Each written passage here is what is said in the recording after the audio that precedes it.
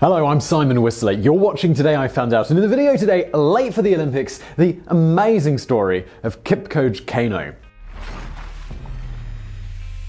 Kipchoge Keino, or just Kip, is a retired athlete who ran for the country of Kenya. Throughout his career, Kip earned almost a dozen medals, half of which were gold, for being an amazing middle to long distance runner. The story that I want to share today is the time that he was late for his own race and he literally had to run to get there, and he then went on to win the gold medal, and that's despite facing another major adversity in that race, which I'm going to get to in just a minute. First though, let's get a little background on the man himself because, well, it's pretty awesome. We'll start with his name. Kipchoge is a Nandi expression for something to the effect of born near the grain storage shed. And if you guess from this that he came from humble beginnings, well, you would be absolutely right. Things didn't get better though, because both of his parents died when he was very young.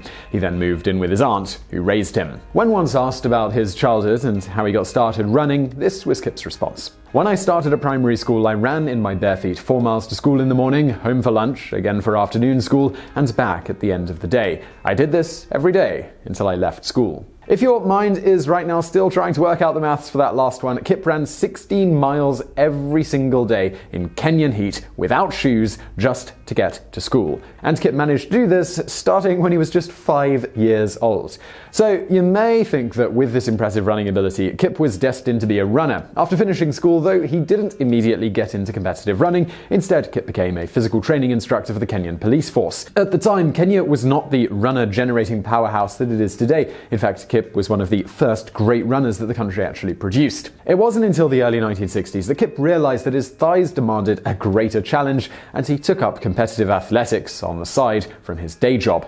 Although Kip was ultimately one of the finest distance runners of his time, perhaps one of the finest of all time, he didn't achieve significant results until the 1964 Tokyo Olympics. It was in these Olympics that he narrowly missed qualifying for the 1,500 meter final. A year later, in 1965, Kip broke 2 distance running world records, the 1,500 meter and the 5,000 meter events respectively, at the 1965 All-Africa Games. A year after that impressive feat, during the 1966 Commonwealth Games, Kip won a double gold in the mile and 3 mile sprinting events. His greatest feat, though, came 2 years later during the 1968 Olympics in Mexico City. We say greatest feat because for the entire duration of the Games, Kip was suffering from crippling gallstones. And when I say crippling, I really do mean it here. Kip literally collapsed while running the 10,000 meter race. This was especially cruel when you realize that Kip was in the lead when the pain overwhelmed him and he only had 3 laps to go. By stepping off the track after he collapsed, he'd automatically disqualified himself. Determined to finish the race anyway though, he stumbled back onto the track and despite the pain, managed to do the final laps, even though it didn't count. The eventual winner of that race was Naftali Temu, another Kenyan who now holds the honor of being Kenya's first gold medal winner, an honor that was so close to being Kip's.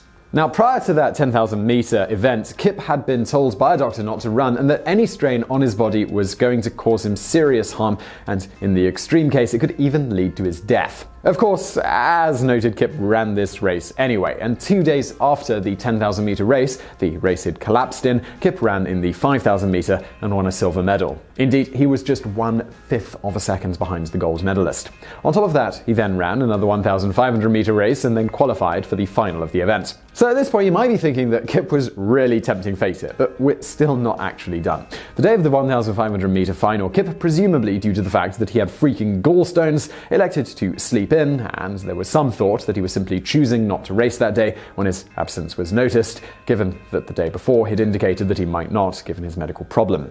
Nevertheless, only an hour before the actual event, he hopped out of bed and headed to the Games. On the bus ride to the Olympic Stadium, the bus became stuck in traffic. Realizing that the bus was going to be rather late to this event, Kip got off and ran the remaining 2 miles to the Olympic Stadium. He then registered with 20 minutes to spare, got himself ready and walked out onto the track and won a gold medal, outpacing the second place runner by an astounding 20 meters, the longest distance anyone has ever won by. Not only this though, the man he beat by a huge margin was Jim Rouen, and he had not been defeated in the 1,300 meters in 3 years. Further, Kip had now raced 5 times in that Olympics, while Rouen was completely fresh. And of course, that is not mentioning his crippling gallstones. In the end, Kip finished with a time of 3 minutes 34.9 seconds, the second fastest in history at that point.